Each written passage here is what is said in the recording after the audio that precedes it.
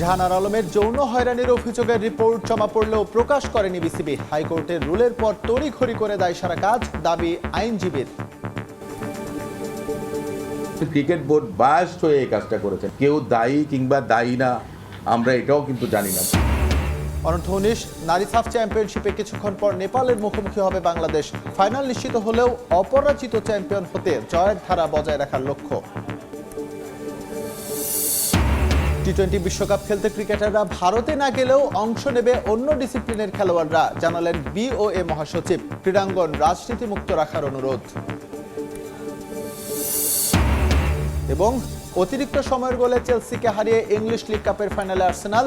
কঠিন পরীক্ষা দিলেও আলবাসেতের বিপক্ষে জয়ে কোপা দেল রের শীর্ষ চারে বার্সা।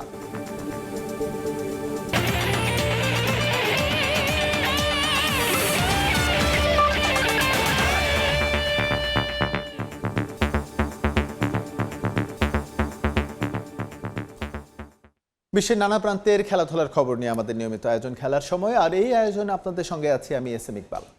নারী ক্রিকেটার জাহানার আলমের যৌন হয়রানির অভিযোগ তদন্তের রিপোর্ট জমা পড়লেও তা এখনও প্রকাশ করেনি বোর্ড। উল্টো হাইকোর্টের রুলের পর তড়িঘড়ি করে প্রতিবেদন জমা দেওয়ার অভিযোগ রিটকারী আইনজীবীর। বাংলাদেশের ক্রিকেট চলছে এক উল্টো উটের পিঠে।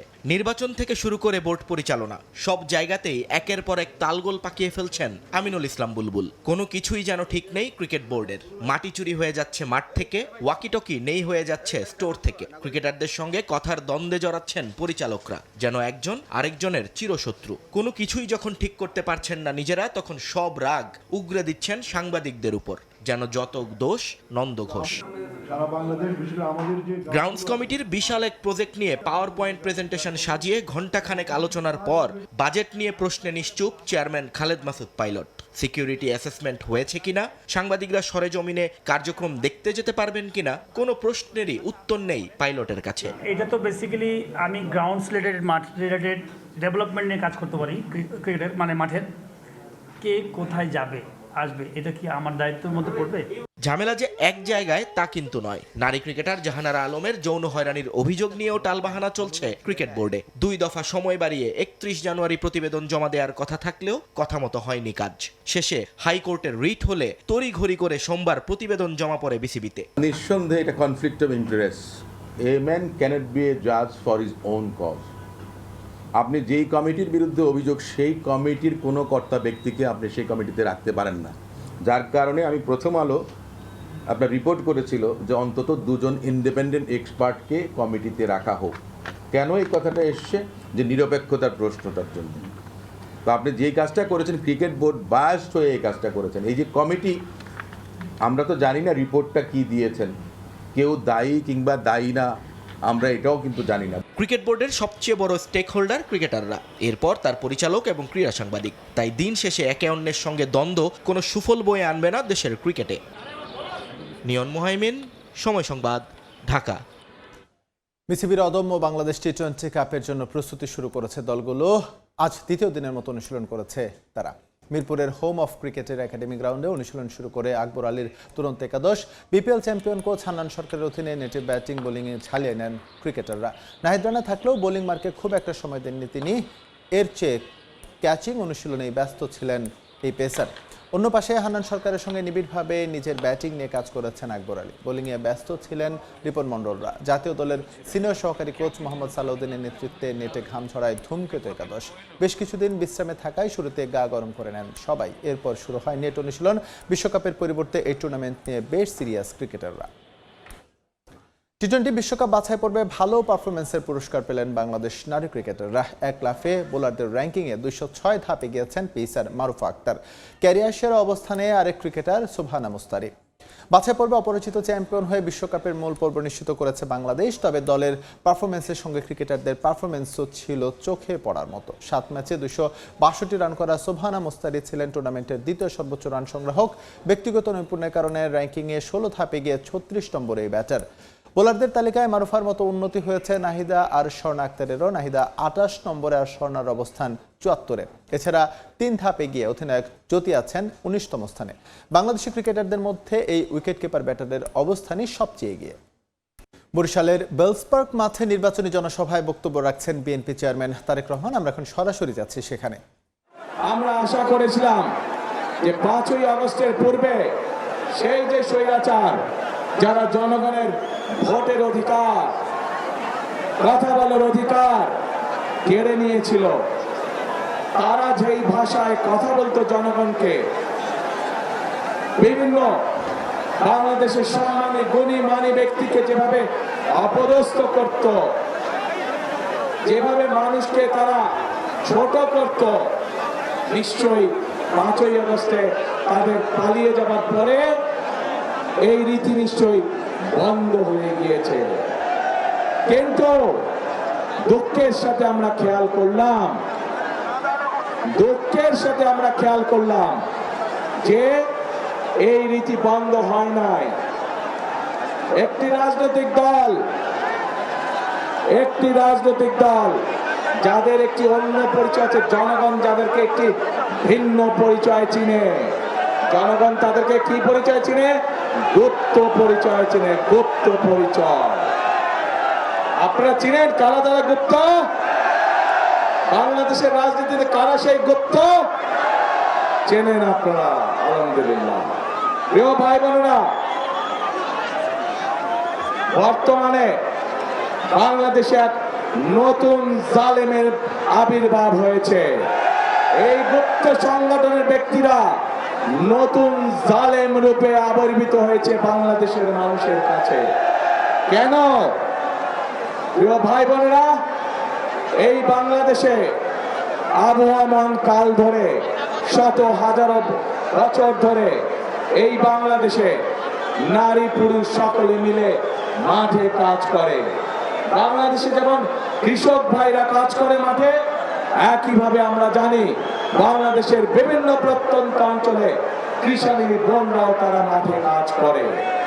প্রিয় ভাই বোনেরা, শুধু মাঠেই নয়, বিভিন্ন কল কারখানায় আমরা দেখেছি আমাদের মায়েরা, আমাদের বোনেরা, আমাদের নারীরা তারা পুরুষের পাশাপাশি কাঁধে কাঁধ মিলিয়ে কাজ করে। তারা যে গার্মেন্ট শিল্প নিয়ে সমগ্র পৃথিবীতে আমরা গৌরব বোধ করি, সেই গার্মেন্ট শিল্পই টিকিয়ে রেখেছে এই দেশের নারী সমাজ, এই দেশের মা বোনেরা।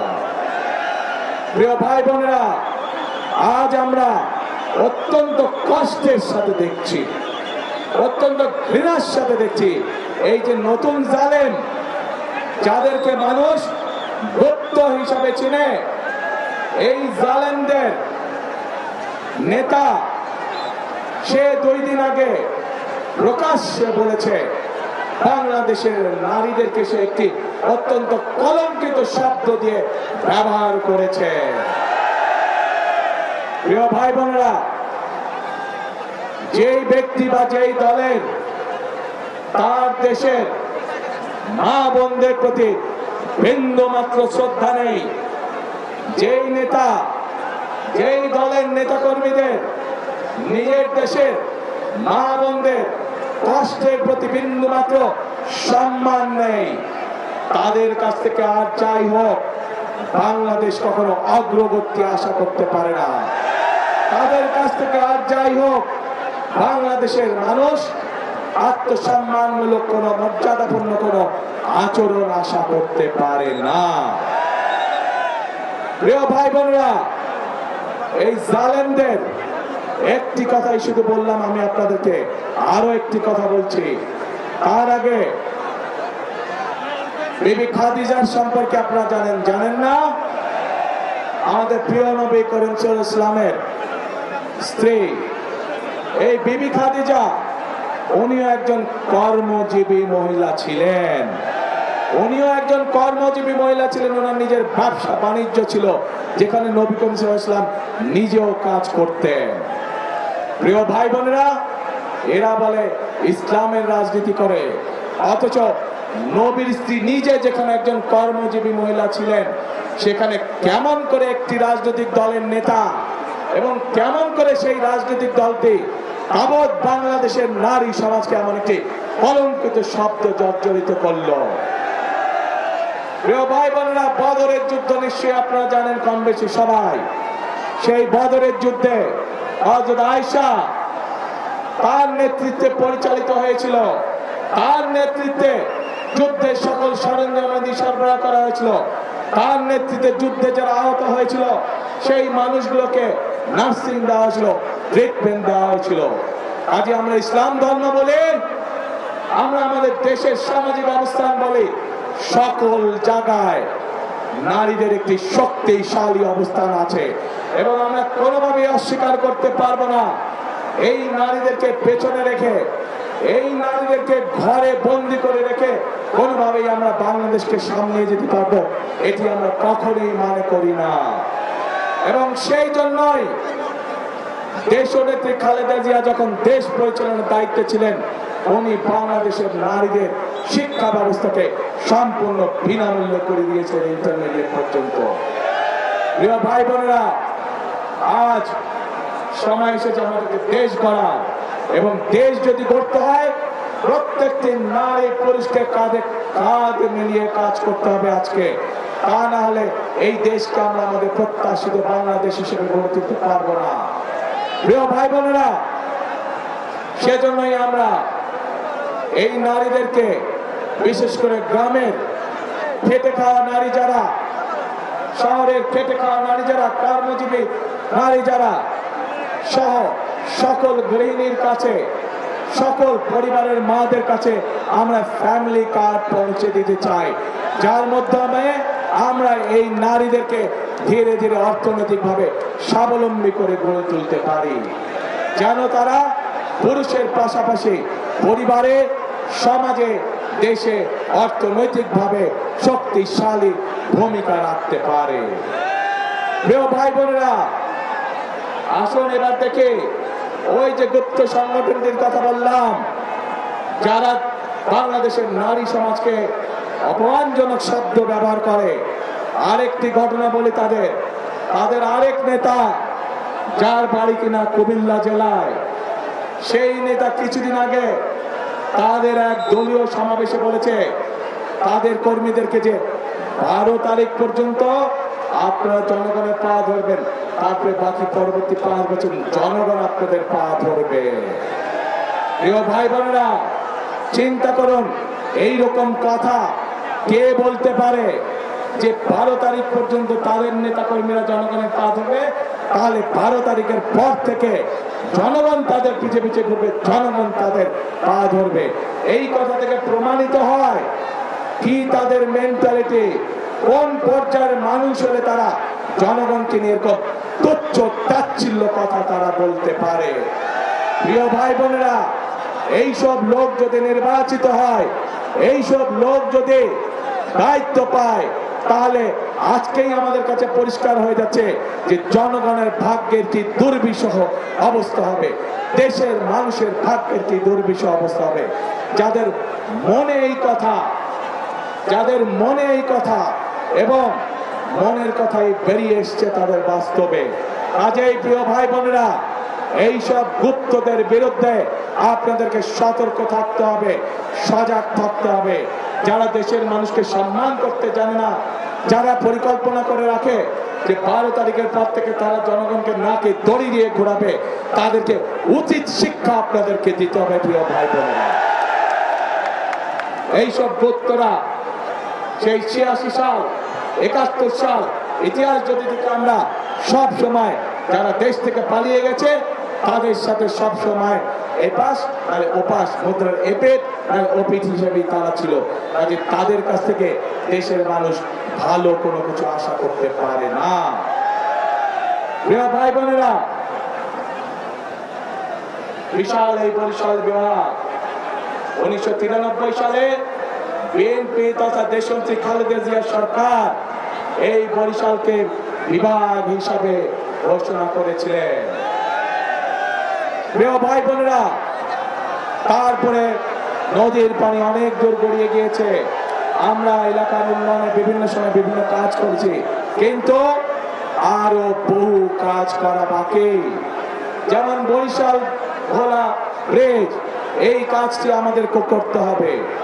এখানকার শেরেবাংলা মেডিকেল কলেজ, সেটিকে এলাকার মানুষের চিকিৎসার জন্য উন্নত করতে হবে। ভোলাতে মেডিকেল কলেজ, সেটির কাজে আমাদেরকে হাত দিতে হবে। সবচেয়ে বড় সমস্যা এই এলাকার নদী ভাঙন সমস্যা মানুষের।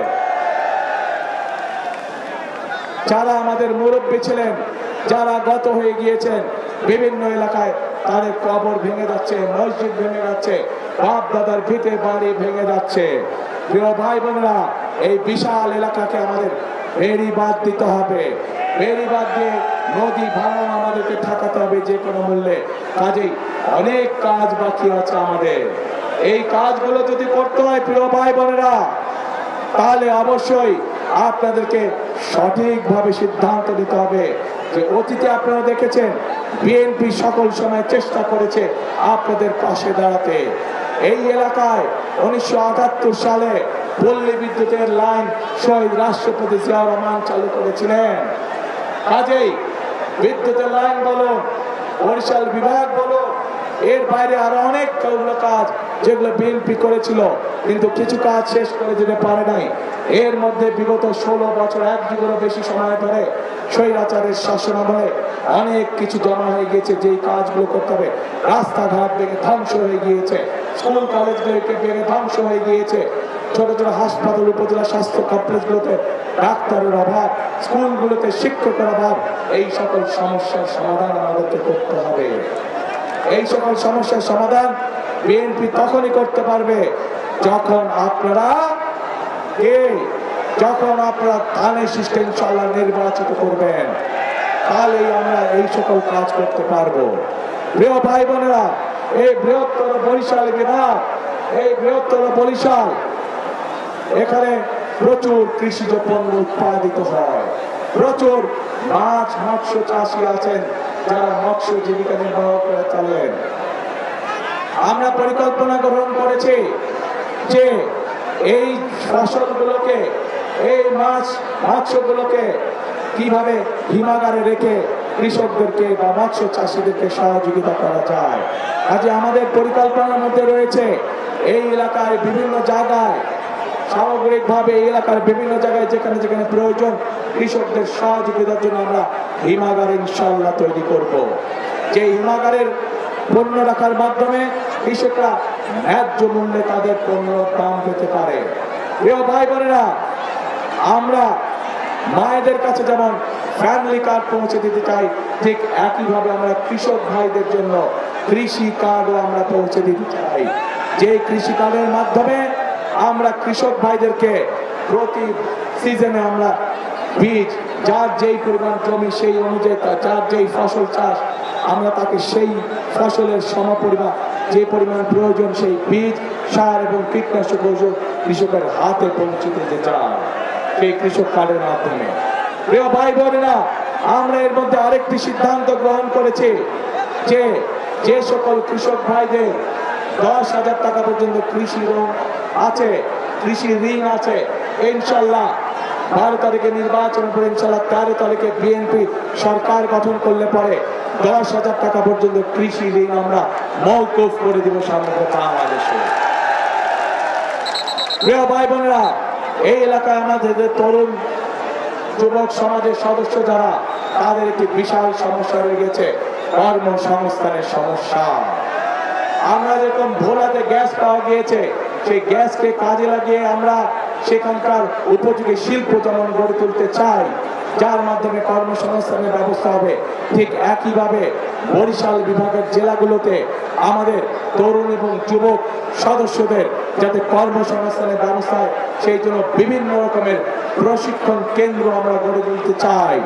যে প্রশিক্ষণ কেন্দ্রগুলোতে প্রশিক্ষণ লাভের মাধ্যমে আমাদের যুবক সমাজের সদস্যরা, তরুণ সমাজের সদস্যরা কর্মসংস্থানের ব্যবস্থা করতে পারবেন, ছোট ছোট ব্যবসা বাণিজ্য শুরু করতে পারবেন, এমনকি বিদেশেও তারা কর্মসংস্থানের ব্যবস্থা করে বিদেশে যেতে পারবে।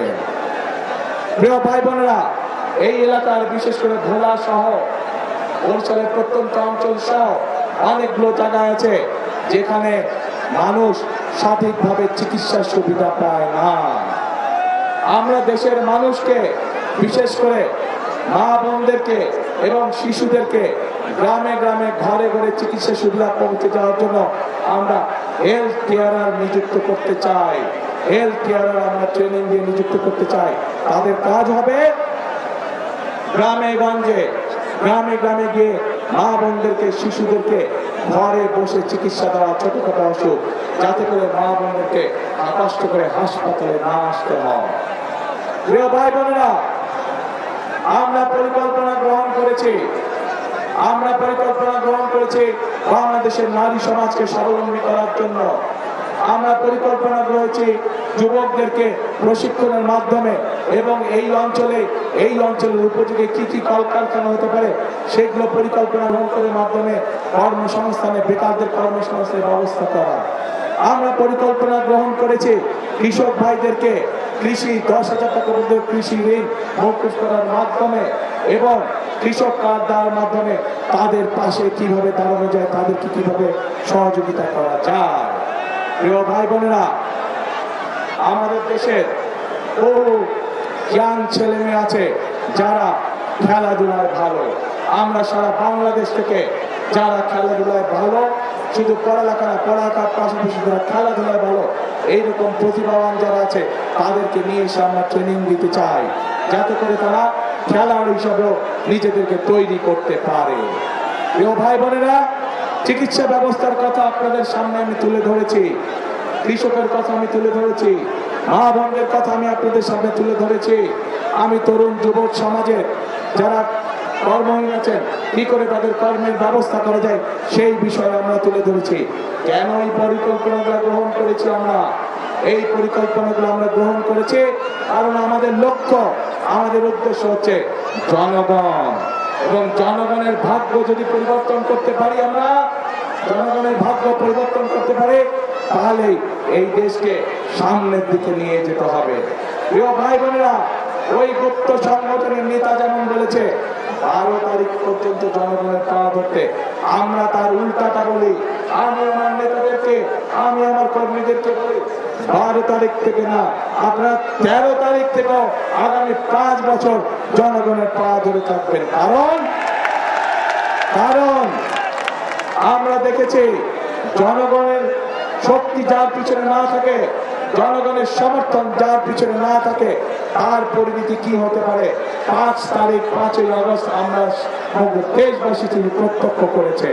প্রিয় ভাই বোনেরা, আমরা যারা বিএনপি করি, আমরা যারা শহীদ রাষ্ট্রপতি জিয়াউর রহমানের আদর্শে বিশ্বাসী, আমরা যারা দেশের খালেদা জিয়ার আদর্শে বিশ্বাসী, আমাদের কথা একটাই, আমরা বিশ্বাস করি জনগণের সকল ক্ষমতার উৎস। তারেক রহমানের বক্তব্যের বাকি অংশ দেখতে ভিজিট করুন সময় টিভির ফেসবুক পেজে। ইংলিশ লিগ কাপের খবর, অতিরিক্ত সময়ের গোলে চেলসিকে হারিয়ে ইংলিশ লিগ কাপের ফাইনালে আর্সেনাল।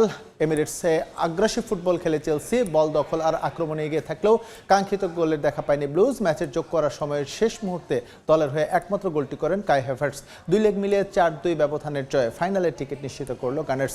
শিরোপার মঞ্চে তাদের প্রতিপক্ষ ম্যান সিটি অথবা নিউক্যাসল ইউনাইটেড। কোপা দেল রের খবর, কোপা দেল রেতে বার্সেলোনার কঠিন পরীক্ষা নিয়ে আছে আলবাসেত। সেমিফাইনাল নিশ্চিত করার ম্যাচে ব্লগ্রানা জয় পেয়েছে 2-1 গোলে। 39 মিনিট পর্যন্ত বার্সাকে লিড এনে দেন লামিন ইয়ামাল। দ্বিতীয়ার্ধে স্কোর শিটে নাম তোলেন রোনাল্ড আরাউহো। ম্যাচে রোমাঞ্চ ভর করে 87 মিনিটে জাবি মোরেনোর গোলে ব্যবধান কমায় আলবাসেত। তবে শেষ পর্যন্ত 2-1 ব্যবধান ধরে রাখতে সমর্থ হয় ব্লগ্রানা। খেলার সময় বড় পরিবর্তন আসছে আন্তর্জাতিক ক্রিকেটের নিয়মে। 73টি সংশোধন এনেছে বিশ্ব ক্রিকেটের লিগ্যাল নিয়ন্ত্রক মেরিলেবোন ক্রিকেট ক্লাব। কার্যকর হবে আগামী অক্টোবর থেকে। এমসিসির আইনে অন্যতম পরিবর্তন হলো ল্যামিনেটেড ব্যাট ব্যবহারের অনুমতি। এখন বড়দের অপেশাদার ক্রিকেটেও এই ব্যাট ব্যবহার করা যাবে। নতুন নিয়ম, বাতাসে থাকা অবস্থায় একাধিকবার বল স্পর্শ করতে পারবেন না ফিল্ডার। দ্বিতীয়বার স্পর্শ করলে তা বাউন্ডারি হিসেবে গণ্য হবে। এই ছিল খেলার সময়। এরপর দুপুরের সময় সঙ্গে থাকবেন ওমর ইনান। ধন্যবাদ ইকবাল। দুপুরের সময় নিয়ে আসছি কিছুক্ষণ পর, সঙ্গে থাকুন সময়।